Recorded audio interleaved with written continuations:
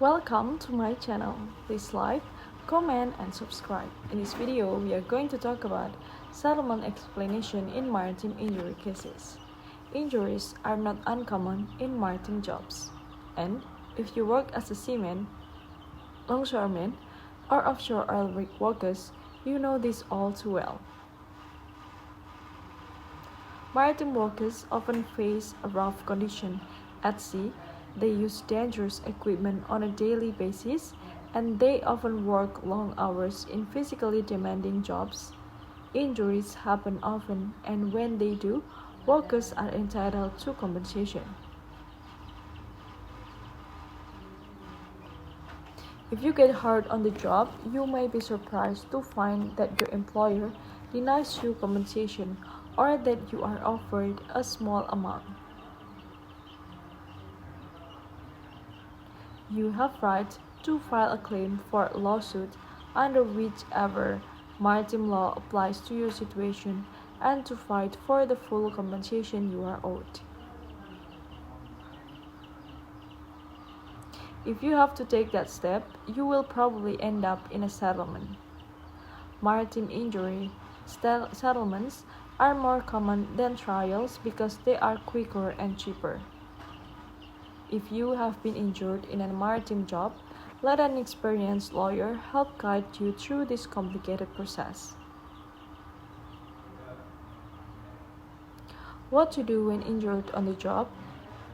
It is not difficult to get hurt on the job. And if you do, there are some important steps you need to take to ensure you can get access to compensation. The two most important things to do are getting medical treatment and ensuring that an accident report is filed. Depending on how serious your injuries are, you may need to get medical treatment first. Keep records of your treatment as soon after the accident as is possible. Get an accident report on file at work. Medical documents and your accident report will help you make your case if you have to fight for compensation.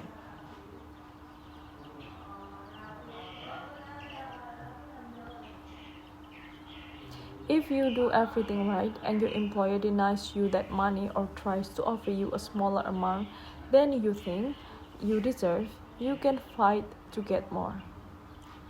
You can do this by filing a claim under an applicable law. For instance, if you qualify as a seaman, you will file a claim under the Jones Act. To help you figure out which law applies and how to proceed, find an experienced maritime attorney.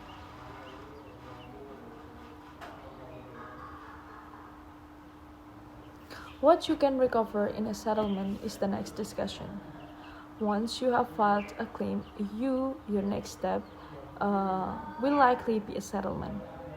You will definitely want an experienced lawyer to represent you and to argue your case.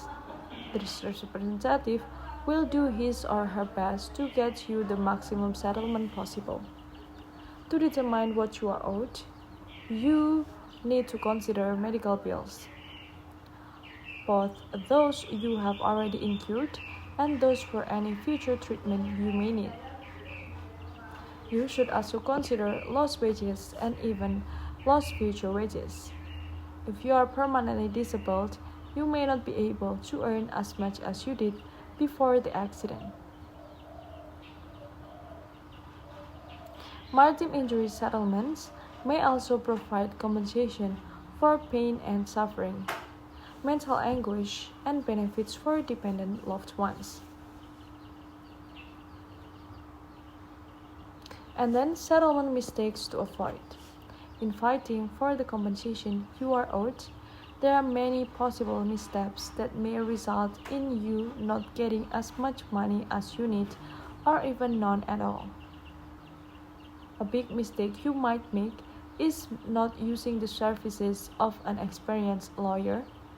The claims and settlement process is complicated, and you need the expertise of this professional to help you get the maximum compensation.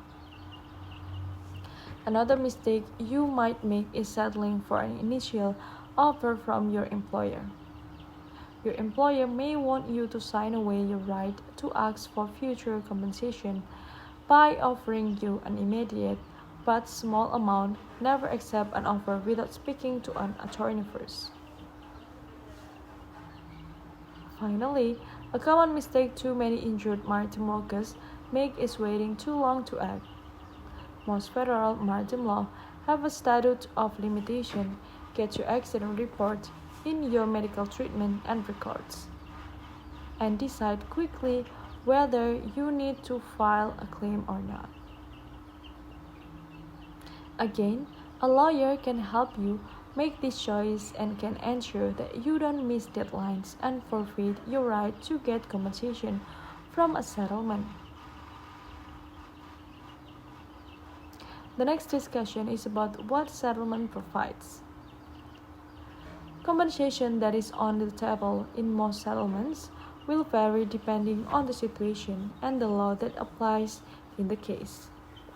If you were injured on the job, there are many ways in which the accident could cost you money. There are the immediate medical bills, but there may also be future medical bills. If you cannot return to work, you have lost wages to consider.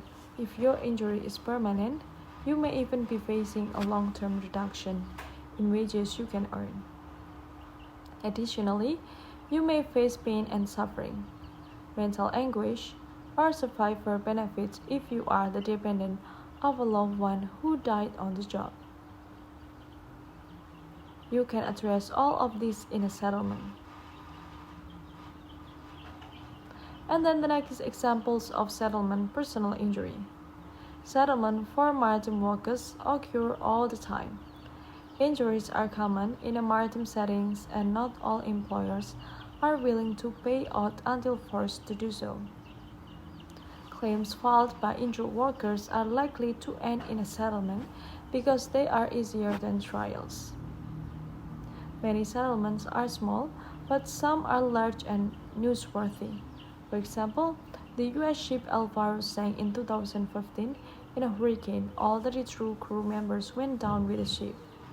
The families of these unfortunate crew members were entitled to compensation and were offered $500,000 each in a settlement. In an even larger case, a man working aboard the ship suffered serious injuries following an accident with a mooring line. The seaman had been mooring the ship to tugboat, and before he had completed the task, his captain signaled the tug to move forward. The moor line snapped back and struck the seaman, resulting in multiple lasting injuries, including brain damage. Because of the captain's error and the long-term nature of the injuries, the seaman was able to collect $2 million in a settlement under the Jones Act. The next is when a settlement cannot be resolved.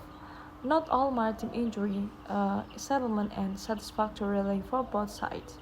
If you are negotiating in a settlement for injury compensation and you do not like what is offered, you don't have to accept it. The settlement can go to arbitration, but you have to abide by the third-party decision.